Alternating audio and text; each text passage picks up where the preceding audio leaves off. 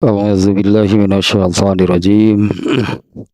Kajian At-Tafsirul Munir, Surat Luqman. Masih bagian keempat, ya, mengikuti pembagian penafsiran dari kitab At-Tafsirul Munir ini. Ya, surat Luqman yang cukup panjang, ya, 34 ayat seluruhnya. Nah, dibagi-bagi berdasarkan makna ayat-ayatnya, ya. Ayat 1 sampai 5, ayat 6 sampai 6, 7, 8 sampai 11. Nah, bagian keempat ayat 12 sampai 19. Nah, yang isinya ya di sini nih, ya. Isinya itu nasihat dari Luqman yang dikenal dengan Luqmanul Hakim, Luqman Al-Hakim. Ya, Al-Hakim yang bijak lah bahasa kitanya, ya. Dimana orang-orang bijak gitu sebutannya, ya, yaitu orang yang ya ucapannya, perbuatannya penuh dengan ilmu dan hikmah. Nah, yang kemarin sampai ayat yang ke berapa nih, 13 gitu, ya, yang dalam rangkaiannya itu ya nasihat Luqman, mulai dari ayat ke 13, yaitu wa iz qala Luqmanu libnihi wa huwa ya'izuhu. Dan ingatlah ketika Luqman berkata kepada anaknya pada waktu dia menasehatinya, ya bunayya la tusyrik billah. Ini hal yang paling mendasar nih, ya, yang dinasehatkan oleh Luqmanul Hakim kepada anaknya. Ya bunayya, wahai anakku, la tusyrik billah, ya janganlah kamu menyekutukan Allah. Inna syirka la zulmun azim, karena syirik, kemusyrikan, menyekutukan Allah itu benar-benar kezoliman yang amat sangat, itulah, ya, besar. Ya, menyekutukan Allah itu adalah kezaliman yang amat sangat besar, yang Allah tetapkan. Dosa nih, ya, kemusyrikan, menyekutukan Allah itu Allah tetapkan sebagai dosa pelanggaran, dosa paling mendasar dan paling besar. Itu, ya, dosa terbesar itu adalah kemusyrikan. Nah, ayat ke-14-nya ini bukan nasihat Luqman. Ini firman Allah, ya. Kalau ini firman Allah. Wa wasainal insana biwalidayhi hamalathu ummuhu wahna. Nah, ini Allah langsung nih, ini bukan perkataan Luqman. Dan kami wajibkan kepada manusia berbakti, mungkinlah bahasa kitanya, ya, berbakti kepada orang tua. Nah, di sini disebutkan salah satu alasannya, hamalathu ummuhu wahnan ala wahnin. Ibunya telah mengandungnya dalam keadaan lemah dan semakin lemah. Wa fisaluhu fi amaini, kemudian menyusuinya selama 2 tahun. Anishkurli wali walidaika ilayal wasir. Ya, hendaklah manusia bersyukur kepadaku dan kepada kedua orang tuanya. Ilayal masir, hanya kepadanya lah kalian akan dikembalikan. Sedikit ini mungkinnya, kalau dalam bahasa Arabnya kan dikenal dengan birrul walidain. Pemain Persela Lamongan itu nggak negara jelema halus, ya. Birrul walidain disebutnya, ya. Birrul walidain itu, ya, bahasa kitanya sih jadi kan berbakti, apalagi lah, hanya menghormati, memuliakan kedua orang tua. Nah, kalau tadi yang menyekutukan Allah, syirik, musyrik, itu dosa terbesar. Nah, ini urutan kedua, yaitu durhaka kepada orang tua. Ini Allah menyebut dua dosa terbesar nih ya. Satu menyekutukan Allah, dua durhaka kepada orang tua. Birrul walidain itu ya wajib tentunya ya, seperti yang diperintahkan itu oleh Allah di ayat ini. Nah, wajibnya birrul walidain itu apakah ketika orang tuanya masih hidup ataupun orang tua yang sudah meninggal. Saya ingat ada hadisnya ya, sahabat yang bertanya nih tentang karena ingin nih melaksanakan, mengamalkan apa yang Allah perintahkan, yaitu birrul walidain, ya berbakti memuliakan orang tua, tapi ternyata orang tuanya sudah meninggal. Nah, Rasulullah SAW yang menjawab masih bisa, karena kan status orang tua itu tidak tidak ada mantan. Maksudnya ada mantan orang tua. Kalau yang lainnya bisa jadi ada mantan. Misalnya suami istri yang satu meninggal, ya sudah mantan kan, sudah terputus lah gitunya hubungan suami istrinya dengan yang sudah meninggal. Nah, kalau mantan anak, mantan orang tua kan tidak ada. Artinya meskipun orang tuanya meninggal, tetap saja birrul walidainnya harus dilakukan. Ya, apakah saya masih bisa itunya melaksanakan birrul walidain sementara orang tua saya sudah meninggal? Nah, ada sahabat yang bertanya demikian. Nah, Rasulullah menjawab, iya. Di antaranya lah yang saya ingatnya, nanti kalau kita cari hadisnya, di antaranya apabila orang tuanya memiliki keinginan yang baik, adanya keinginan, cita-cita yang baik, itu ingin beramal apa gitulah ya, ternyata tidak keburu karena ya tutup usia.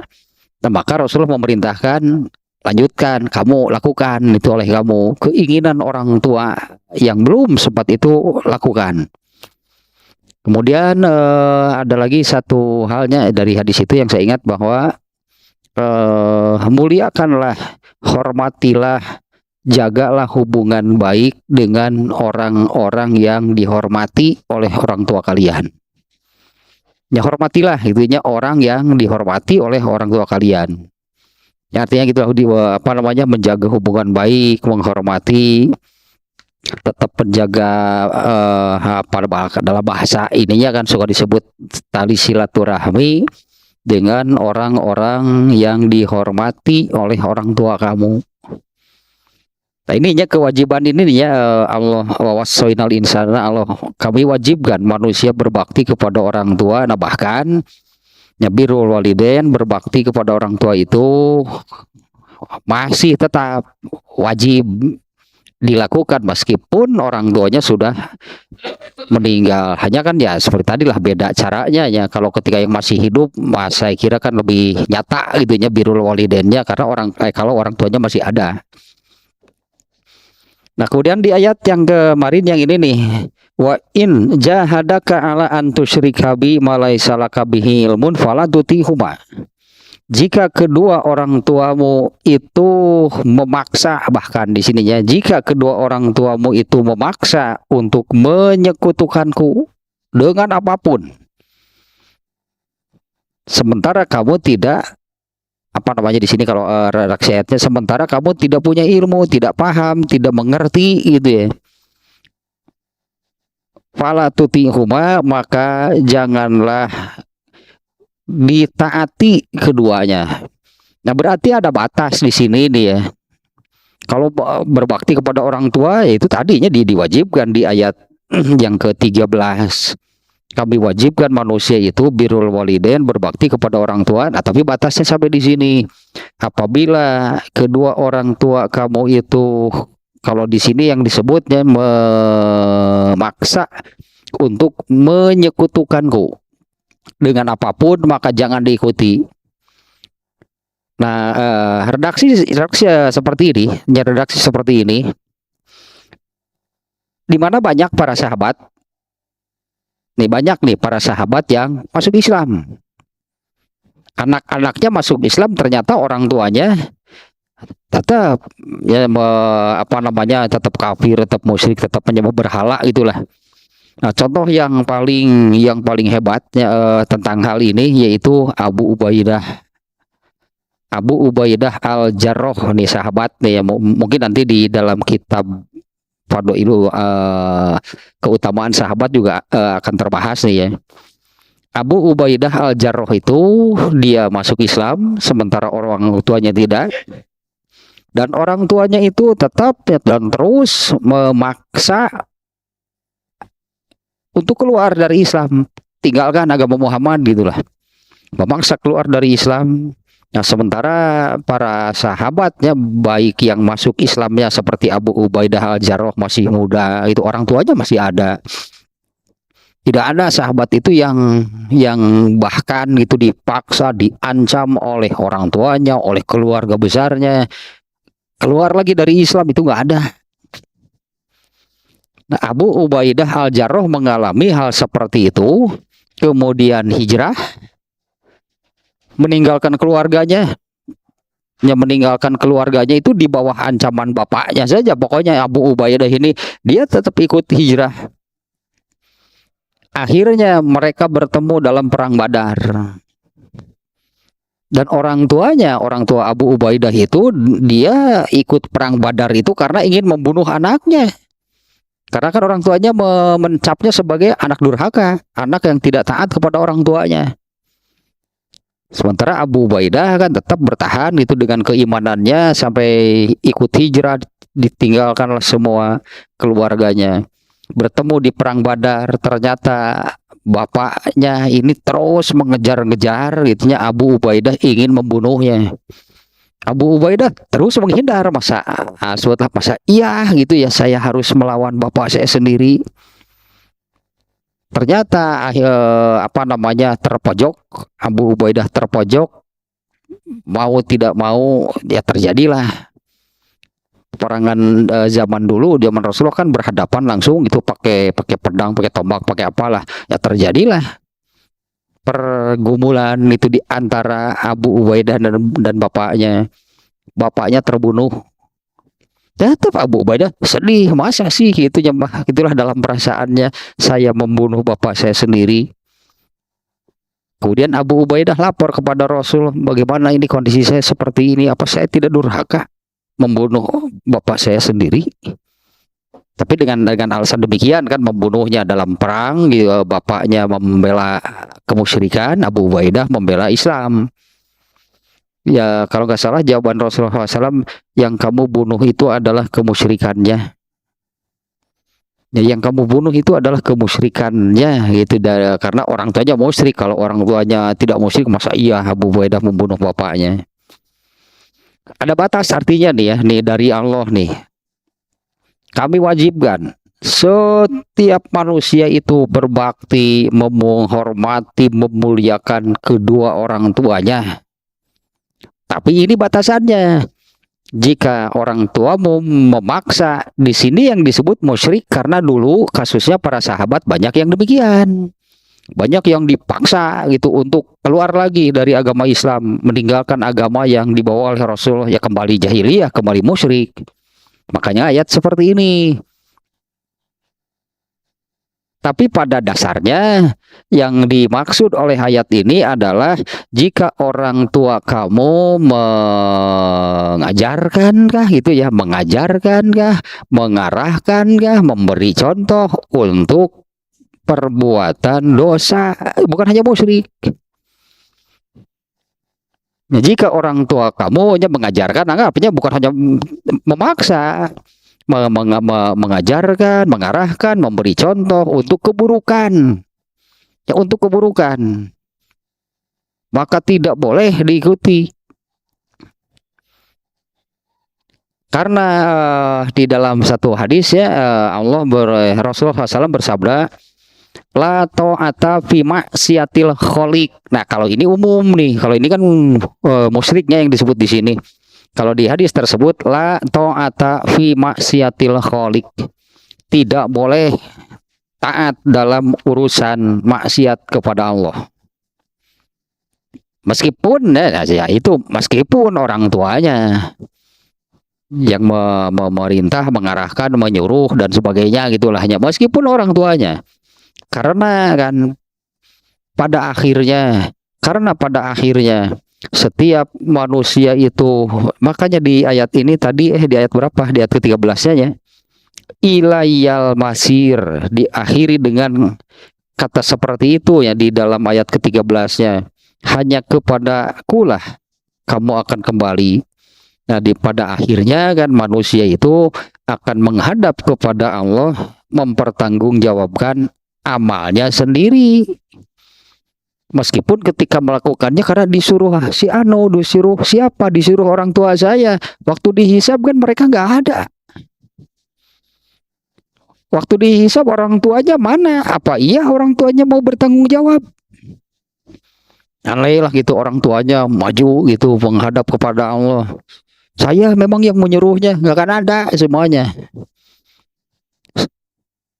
Karena pada prinsipnya setiap orang harus mempertanggungjawabkan apa yang dia lakukan.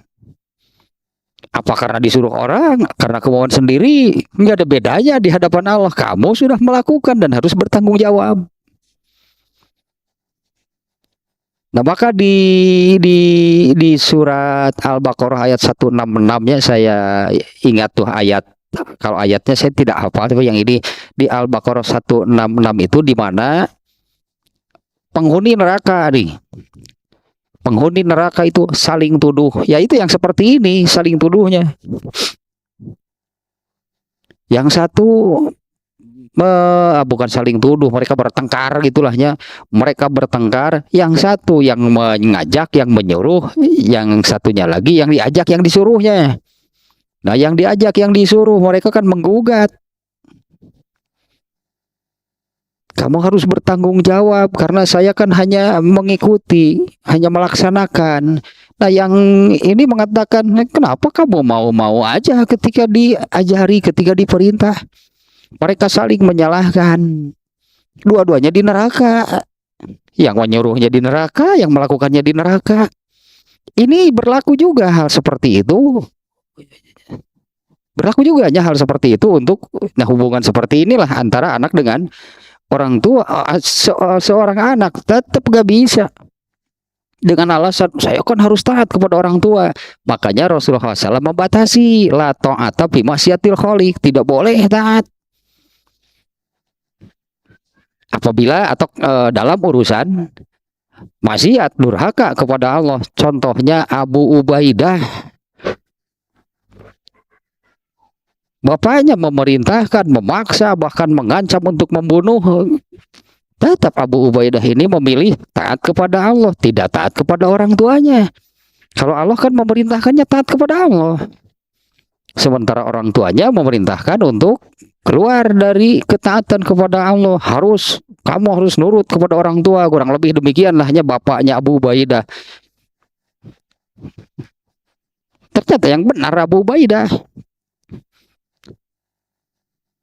Terkenalnya Abu Ubaidah itu karena membunuh bapaknya sendiri. Ya, sahabat Abu Ubaidah Al-Jarrah namanya ya. Dia membunuh bapaknya sendiri dalam peperangan. Membunuh bapaknya sendiri karena bapaknya yang terus-terus mengejar. Kalau bapaknya kan sudah marah dari sebelum hijrah, sudah marah sejak sebelum hijrah. Kemudian Abu Ubaidahnya ikut hijrah, kemarahan bapaknya semakin besar. Bener budak sebenarnya. Neraka kakolot ngadon init pun cikurang mengadon init hijrah. Pangi tinggal ikun we lawan cikurang mah ketiga mah diketik teh di kumaha pokoknya diketik gitu teh. Dan ternyata benar Allah menakdirkan bertemu. Nah, terjadilah demikian. Abu Ubaidah yang benar karena dia taat kepada Allah. Nah, dia mengesampingkan perintah paksaan orang tuanya untuk keluar dari agama Islam. Nah, kalau berdasarkan hadis Nabi tadinya la ta'ata fi maksiatil khaliq, tidak boleh taat dalam urusan maksiat kepada Allah. Hanya khaliq itu pencipta Allah. Wa sahibhuma fid dunya ma'rufa. Nah, untuk urusan apabila gitunya orang tuanya tadilah mengajarkan, mengarahkan dan sebagainya kepada hal-hal apa namanya sebutnya maksiat, pelanggaran, berdosa kepada Allah. Di sini Allah juga tegasnya fala tutihuma, tidak boleh ditaati keduanya. Wasahibuhuma fid dunya ma'rufa. Namun demikian, nih orang tuanya, andainya orang tua yang seperti inilah, seperti orang tuanya Abu Ubaidah tadi, seperti bapaknya Abu Ubaidah yang bahkan sampai memaksa, mengancam. Meskipun bapaknya demikian, wasahibhuma fid dunya ma'rufa, tapi perlakukanlah mereka dengan baik. Ya, perlakukanlah, artinya nih Abu Ubaidah nih ya, Abu Ubaidah tidak hilang rasa tadinya berbaktinya, hormatnya, memuliakan orang tuanya itu tidak hilang. Tapi kalau seolah-olah begini ya, kalau benar kamu ini menghormati, memuliakan orang tua kamu, keluar. Nah, urusan itunya tetap tidak akan dilakukan. Wasahibhum fid dunya ma'rufa. Apa bahasa kitanya? Perlakukanlah, bergaulah dengan keduanya selama di dunia ini dengan baik. Hari ini juga banyak kan, hari ini juga banyak yang apa namanya kondisinya seperti ini. Misalnya seseorang masuk Islam sementara orang tuanya masih kafir, orang tuanya tidak setuju. Banyak sekarang, apalagi sejak kejadian perang di Gaza, banyaknya dari berbagai belahan dunia, bahkan nih bukan hanya di sekitar kita nih, di berbagai belahan dunia banyak ya orang yang penasaran justru dengan agama Islam. Mereka menjadi penasaran demikian itu karena melihat keteguhan iman orang-orang Gaza yang menurut mereka mengagumkan. Sampai mereka mengatakan hati mereka itu terbuat dari apa sih gitu ya sebetulnya. Karena banyaknya yang di Gaza itu satu orang yang 20 orang keluarga saya semuanya meninggal, dia tinggal sendirian. Ada yang 60 orang, ini keluarga besarnya itu apa namanya syahidnya mati. Dia tinggal sendirian, tapi dia tetap mengatakan alhamdulillah bapak saya syahid, ibu saya syahid, saudara saya syahid. Alhamdulillah, saya hanya tinggal nunggu giliran. Hasbunallah wa ni'mal wakil. Nah, selalu itu yang terucap. Cukuplah Allah bagi kami. Dialah segala-galanya, itu kan ni'mal wakil teh. Allah lah sebaik-baik pengurus. Nah, ini yang mengagumkan ya dari mereka, sehingga banyak yang penasaran. Ada yang kafir, artinya yang beragama apa, ada yang ateis. Mereka kemudian membaca gitu Al-Quran, banyak yang masuk Islam. Banyak yang mereka ternyata itu kan menemukan kebenaran Islam. Dan banyak juga yang orang tuanya menentang. Nah, ternyata urusan seperti ini ya, ini jangankan Abu Ubaidah Al-Jarrah lah yang tadi, yang sekarang juga banyak nih yang seperti itu. Orang tuanya tetap tidak setuju, memarahi, mengancam. Kalau iman gitulah, kalau iman sudah kokoh kuat, banyak yang diusir dari keluarganya. Pergi saja mereka karena diusir. Nah, tapi tetap nih wasahibhuma fid dunya ma'rufa, perlakukanlah kedua orang tua kamu itu dengan baik. andai orang tuanya sampai ke tahap terburuk yang tadi, sampai mengancam dengan berbagai ancaman agar keluar dari agama Islam, artinya tidak lagi taat kepada Allah. Nah, sampai di situ batasnya taat kepada orang tua. Ya, dengan apa mau demikian ya, tetap menghormati. Ya, jadi boleh kalau disimpulkan secara umum ya, andai gitu kita menilai orang tua kita itu buruk, sih kalau tadi mah jelas buruk kan ya, bapaknya Abu Ubaidah kan jelas buruk. Jadi seburuk apapun orang tua kita, katakanlahnya, tetap saja rasa hormat, memperlakukan mereka dengan baik itu tidak boleh hilang. Tetap muliakanlah mereka. Ya, karena perintahnya demikian ya, muliakanlah mereka sebagai orang tua. Dengan batasan kalau sudah ke arah gitunya melanggar, berbuat dosa, maksiat, nah di situ batasnya.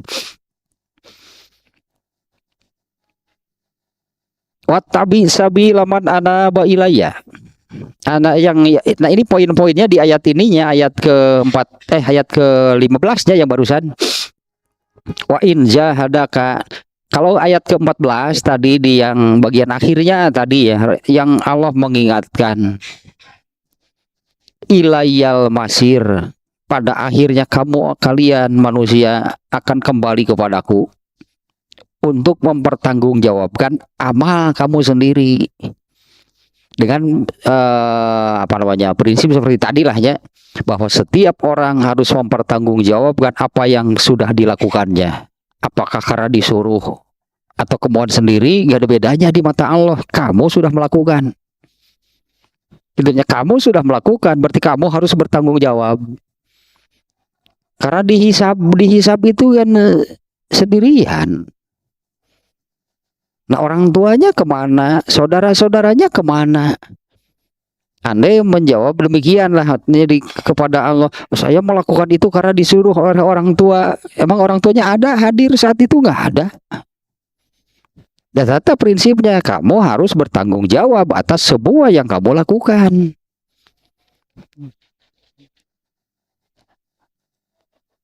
Yang tadinya di Al-Baqarah 166 gitu kan, ya itu Allah sudah mau memberi gambaran. Yang menyuruh dan yang disuruhnya ternyata sama-sama masuk neraka, dan di dalam neraka mereka bertengkar. Saya melakukan itu karena kan kamu yang menyuruh. Nah, kata yang menyuruhnya, ya kenapa kamu mau? Itu nggak akan ada jadinya kan yang tadinya tidak bisa menyalahkan siapapun, tidak bisa menyandarkan, bahasa Sunda nemleuheun ka batur, kita yang melakukan, tapi ketika dituntut diserahkan ke orang lain, nggak bisa. Semuanya harus mempertanggungjawabkan amal sendiri. Itulah hanya yang ke-14 di akhirnya. Di bagian akhirnya ya Allah mengingatkan demikian. Meskipun kan itu orang tuanya sendiri tetap gak bisa. Nah, apalagi di Al-Baqarah ayat berapa lahnya, di Al-Baqarah di surat Luqman juga ada. Yang intinya bahwa siapapun tidak bisa berbuat apapun untuk siapapun. Ya, bahkan Nabi sendiri kan yang menyabdakan demikian kepada Fatimah, inilah amliku laki minallahi yaumal qiyamati syai'an. Aku tidak bisa berbuat apa-apa di hadapan Allah pada hari kiamat nanti untuk menyelamatkan kamu. Itu Nabi kepada anak kandungnya, kepada Fatimah. Aku tidak bisa berbuat apa-apa. La amliku laki, aku tidak memiliki kekuasaan, kewenangan, artinya tidak bisa berbuat apa-apa untuk kamu di hadapan Allah pada hari kiamat. Beramalah kamu. Nah, karena ini kan setiap orang akan ditentukan oleh amalnya sendiri. Saya kan anak Nabi, nggak ada di mata Allah saya anak, kamu anak siapa? Sama aja.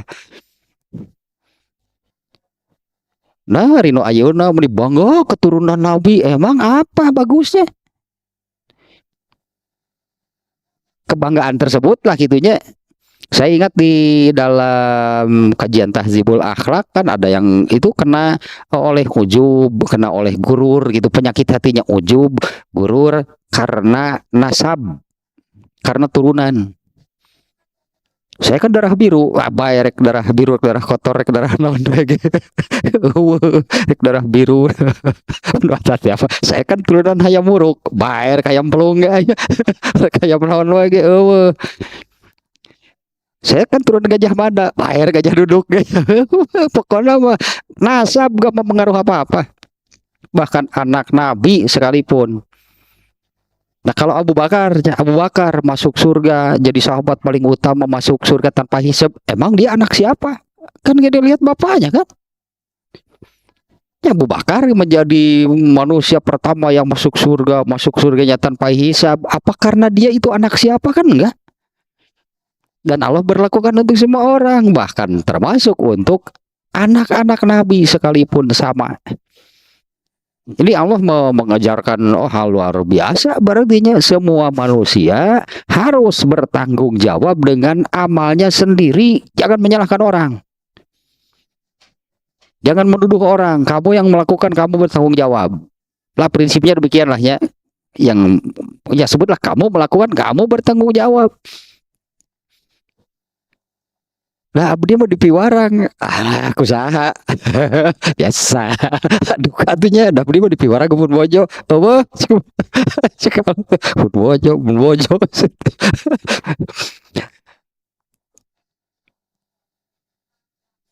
Nah ini yang berikutnya yang barusannya setelah Allah memerintahkan perlakukan kedua orang tua kamu itu dengan baik.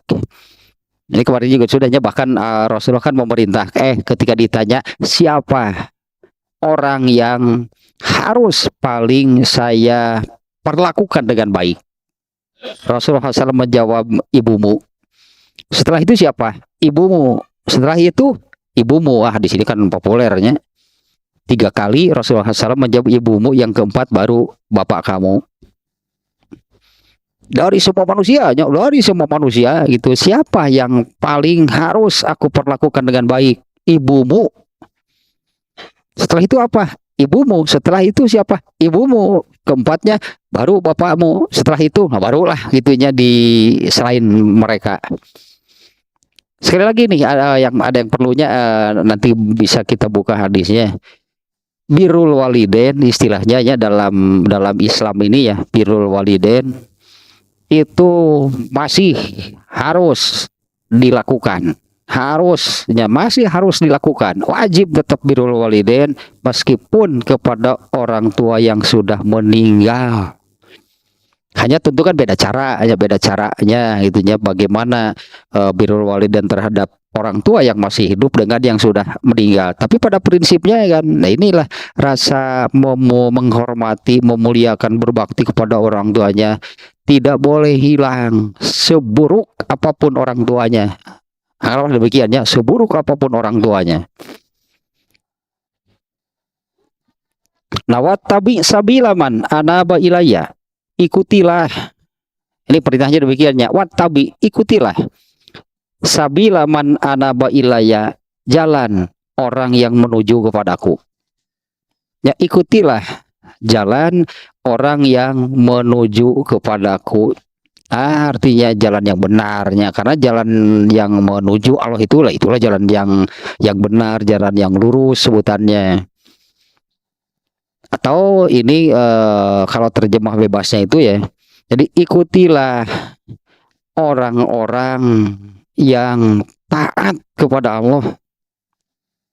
Ikutilah orang-orang yang taat kepada Allah. Nah, karena kalau orang yang durhaka kepada Allah ya artinya nanti akan mencontohkan, akan memerintahkan, akan menyuruh durhaka kepada Allah. Kalau orang-orang yang taat kepada Allah pasti dia akan anggaplah memberi contoh, mengajarkan, memberitahu, mengarahkan, menyuruh kepada ketaatan pasti. Ikuti orang-orang yang taat, itulah ininya terjemahnya bebasnya demikian maksudnya. Wattabi sabila man anaba ilayya. ikutilah orang-orang yang taat kepada Allah. Karena logikanya demikian kan, orang-orang yang taat kepada Allah mustahil dia sendiri taat kepada Allah, tapi memerintahkan orang malah tidak boleh taat. Mustahil lah orang demikian. Ikutilah orang-orang yang jalan, di terjemah Arabinya demikiannya, jalan orang yang menuju kepadaku, atau ikutilah orang-orang yang taat kepadaku. Summa ilayya marji'ukum, kemudian hanya kepadakulah tempat kembali kalian. Ayatu dina nanti surat Al-An'am masa namanya, surat Al-An'am, surat Maryam nih ada yang semakna, yang saya ingat Al-An'am ayat 94 itu. Nah ini benar nih, Al-An'am ayat 94. Walaqad ji'tumuna furoda kama khalaqnakum awwala marrah wa taraktum ma khawwalnakum wara'a zuhurikum. Dan kamu, ini terjemah demikiannya, dan kamu benar-benar datang sendirian kepada Allah. Walaqad ji'tumuna furoda, dan sungguh pasti ini nih Allah menekankan di sini nih ya, menekankan nih ya. Sungguh pasti, yakinlah kamu itu nanti akan datang menghadap kepada kami, kepadaku, kepada Allah itu sendirian, sebagaimana kami ciptakan kamu pada mulanya, dan apa yang telah kami karuniakan kepadamu akan kalian tinggalkan semuanya, yaitu yang Allah berikan, yang Allah karuniakan ketika di dunia itu akan ditinggalkan semuanya. Semua orang akan menghadap kepada Allah bawa apa? Wah, di dunianya punya punya ini, punya banyak, ditinggalkan semuanya. Ini jelas nih ayatnya demikian lah ya redaksinya.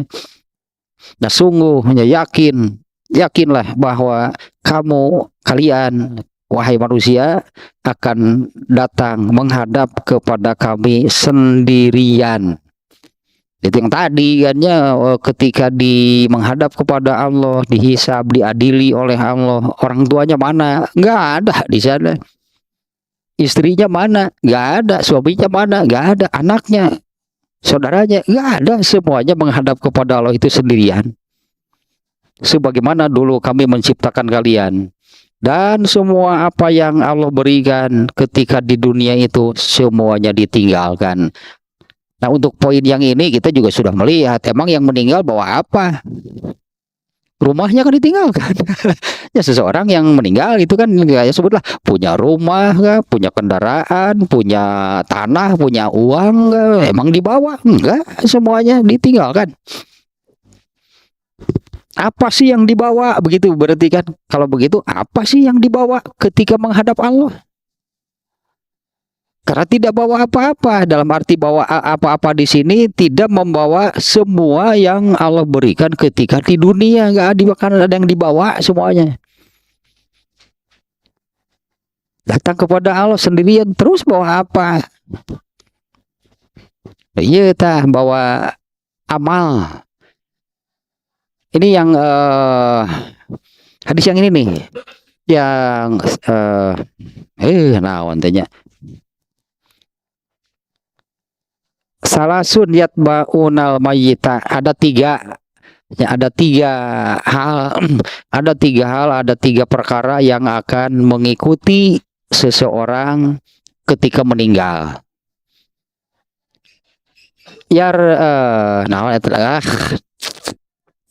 Dari yang tiga ini, yang dua akan kembali lagi, satu yang terus menemaninya.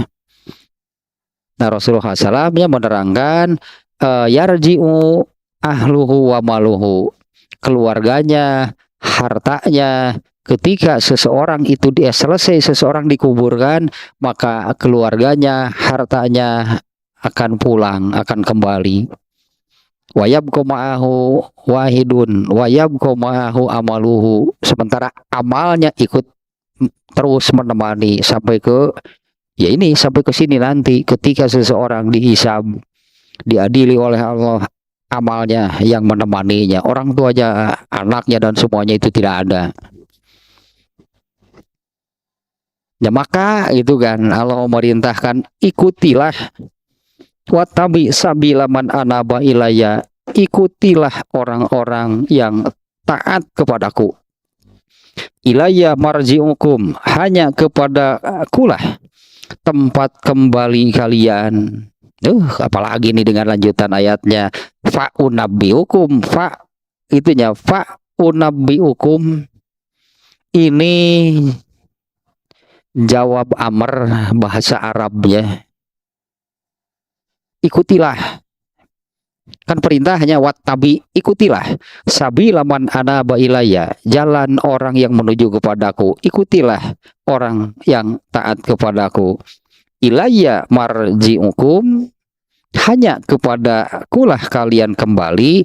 Fa unabbiukum, maka pasti ini itu fa jadi bagian kayaknya, maka pasti yakin, unabbiukum, aku akan mengungkap, aku akan membuka kalian semuanya, bima kuntum ta'malun, tentang apa yang telah kalian amalkan. Kalau di surat apa? At-Thariq, surat At-Thariq itu ada ayat, di surat At-Thariq itu ayat yang yauma tublas saroir,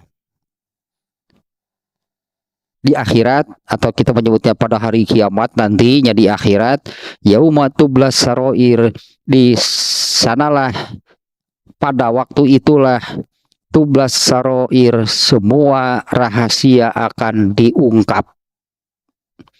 Kalau di ayat ini fa unabbiukum bima kuntum ta'malun, aku akan mengungkap, membuka semua apa yang telah kalian amalkan. Yang tentunya setiap amal kami akan membuka, mengungkap itunya apa saja yang sudah diamalkan itu seseorang selama hidup di dunia. Oleh Allah akan diungkap, semuanya akan dibuka. Bahasa kitanya transparan, nggak ada yang disembunyi-sembunyikan. Semuanya transparan, semuanya serba jelas, diungkap, dibuka semua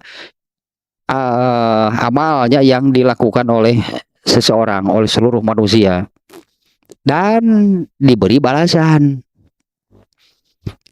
Jadi manusia tidak bisa apa namanya ya, dalam hal ini tidak bisa berkilah, juga tidak bisa mempertanyakan. Aneh kalau manusia yang durhaka, kenapa saya dimasukkan ke neraka? Dibuka, diungkap, nih semuanya serba jelas. Amalnya kan diungkap semuanya, balasannya juga jelas. Kalau di di surat naon teh, At-Tahrim, At-Tahrim ayat 7 kalau nggak salah, At-Tahrim ayat 7. Ya ayyuhallazina kafaru, wahai orang-orang kafir, ya wahai orang-orang kafir, wahai orang-orang, wahai pembangkang. Ya ayyuhallazina kafaru la ta'tazirul yaum, jangan banyak alasan hari ini di akhirat nih.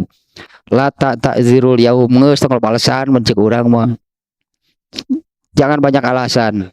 Innama tujzauna ma kuntum ta'malun, hanyalah kalian akan diberi balasan itu atas apa yang kalian lakukan.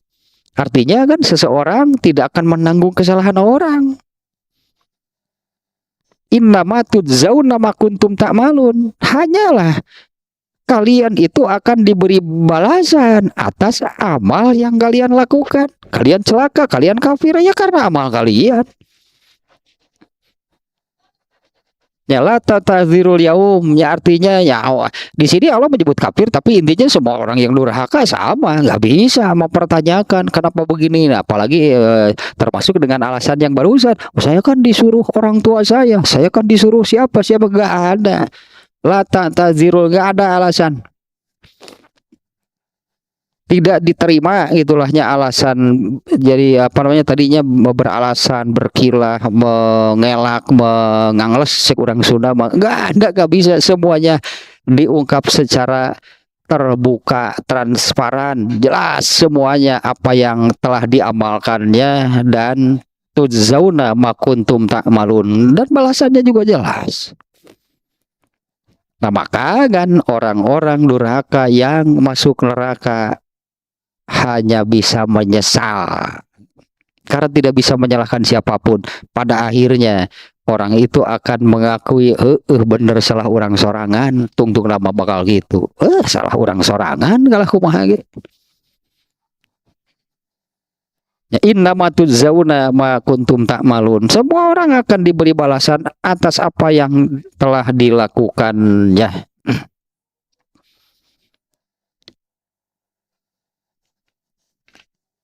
Sampai mana nih barusan nih? Ya, innama fa unabbiukum bima kuntum ta'malun. Ya, aku akan mengungkap, ada beberapa ayat yang seperti ini di surat Al-Jumu'ah, ada di ayat-ayat yang lain, ada yang maknanya bahkan redaksinya juga hampir sama.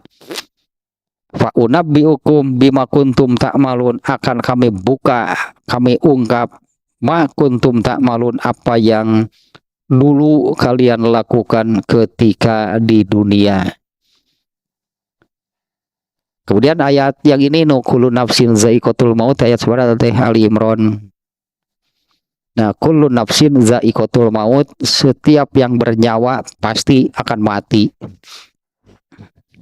Wa innama kaditu nanti no eta teh ayat eta teh keur butuh dibacakeun sok leungit. Ayat eta no kullu nafsin za'iqatul maut, populer ayat eta mah. Nepika ditulis di sablon dina kaos ge, kullu nafsin za'iqatul maut, tapi anger teh inget pae. Kumaha ya teh, ulah jadi slogan unggul atuh. Nanti ka ditu nanti teh wa innama tah komo eta bukan komo, tah nu ieu mah kieu deui nyebutna, wa innama tuwaffauna ujurakum, setiap yang bernyawa pasti akan mati.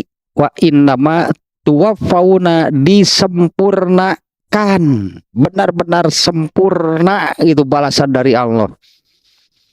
Ya, sebutannya kan sesuatu yang sempurna itu kan tidak ada kekurangan, tidak ada kekurangan, kelemahan, kesalahan, sempurna balasan dari Allah. Tanya tuwaffauna ujurakum yaumil qiyamah, kan ditanya ya tuh nanti pada hari kiamat disempurnakan, benar-benar sempurna itu benar-benar adil, tidak ada kecurangan, tidak ada kekurangan. Makanya semua orang nanti pada akhirnya akan menerima, karena Allah maha adil, Allah tidak curang, tidak ada yang dizolimi oleh Allah loh. Bahkan ada beberapa ayat yang menyebutkan Allah tidak zolim. Di antaranya ayat Ali Imran ayat 108. Ya tilka ayatullahi natluha alaika wa mallahu yuridu zulman lil alamin. Allah tidak hendak zolim terhadap seluruh alam. Pohon tidak ada yang dizolimi oleh Allah, binatang tidak ada, manusia juga nggak ada yang dizolimi oleh Allah. Makanya hanya bisa menyesal.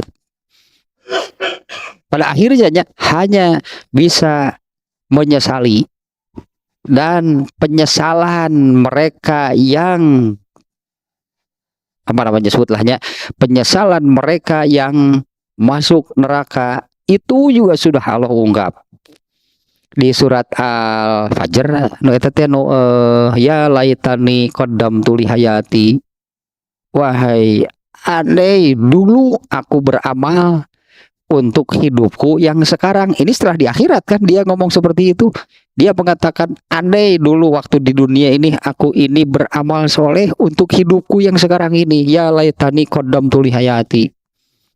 Ada yang lebih parah lagi, orang kafir penyesalannya, ya laitani kuntu turoba. Andai dulu waktu di dunia ini aku ini berupa tanah saja, jangan manusia. Kalau jadi tanah enak, gak dihisab, gak disiksa, aman tanah. Sampai penyesalannya mengatakan, ya laitani kuntu turoba. Andai dulu ini ketika di dunia aku ini berupa tanah saja. Sebutlah enak, tanah sama-sama makhluk Allah. Tanah dengan kita sama makhluk Allah, tapi tanah tidak disiksa. Aman sebutnya jadi tanah mah. Aman jadi tanah mah. Padahal tanah itu kan oleh manusia dianggap kotor, diinjak. Sekarang di dunia kan tanah kan kotor, sapukun gitu aya kebul seutik komuletak mah. Jadi dianggap kotor lah oleh manusia. Ternyata setelah di akhirat mending baheula teh jadi tanah. Nah, atuh ari baheula. Nah, atuh ari baheula. Merasa dirinya hebat, tanah itu hina. Ternyata setelah masuk neraka dia merasakan lebih hina dari tanah. Dan berharap dulu ketika di dunia itu menjadi tanah bukan manusia. Nah, ini penyesalan yang seperti itu banyak oleh Allah diungkap. Nah, itulah hanya bisa menyesal. Akan menyesal gak pernah biasa kan, penyesalan selalu datang. Selalu boleh diharap. Ya, penyesalan itu selalu datang belakangan. Itu udah datang kalau yang duluan mau pendaftaran, namanya bukan penyesalan. DP dulu itu lama. Lain penyesalan, DP dulu itu lama. Ya, artinya semuanya ayat ini kan, ya semua kan ayat itu kan sebagai tuntunan, bimbingan bagi manusia, termasuk yang barusan sudah Allah beritahukan ya, penyesalan orang-orang yang durhaka, orang-orang yang tidak taat kepada Allah itu di neraka nanti seperti apa. Ya karena seperti ini kan, karena ilayya marji'ukum, hanya kepadakulah. Ya Allah berfirman demikian, hanya kepadakulah kalian semua akan kembali. Nah, kembali itu untuk apa? Mau apa? Dihisab, kembali kepada Allah, dihisab dengan diadili oleh Allah. Yaitu yang tadi seperti di surat Ali Imran berapa? 85 185 itu teh. Nukul nafsin za'iqatul maut teh, yaitu diberi balasan semuanya dengan balasan yang sempurna, tidak ada yang dikurangi, dicurangi, semuanya benar-benar pas lah gitu, sesuai dengan amalnya. Kalau amal yang baik diberi balasan kebaikan, amal yang buruk balasannya keburukan, yang itu kan normal kan, normal kan gitu, adil gitu, benar-benar fair sebutannya, benar-benar adil. Allah itu yang baik ya diberi balasan kebaikan sekecil apapun, yang buruk diberi balasan keburukan. Kebaikan dari Allah adalah berbagai macam kenikmatan, keburukan dari Allah adalah siksanya. Itu yang Allah tetapkan. Nah, tinggal manusianya saja kan yang itulah jalan yang dipilih oleh mereka. Gitu ya, dengan jalannya masing-masing. Nah, di sini Allah memerintahkan ikuti jalan orang yang taat. Ya, watabi sabila man ana ba ilayya, ikutilah jalan orang-orang yang taat. Hanya kepadakulah kalian akan dikembalikan, tempat kembali. Tanya dikembali untuk diadili dan diberi balasan.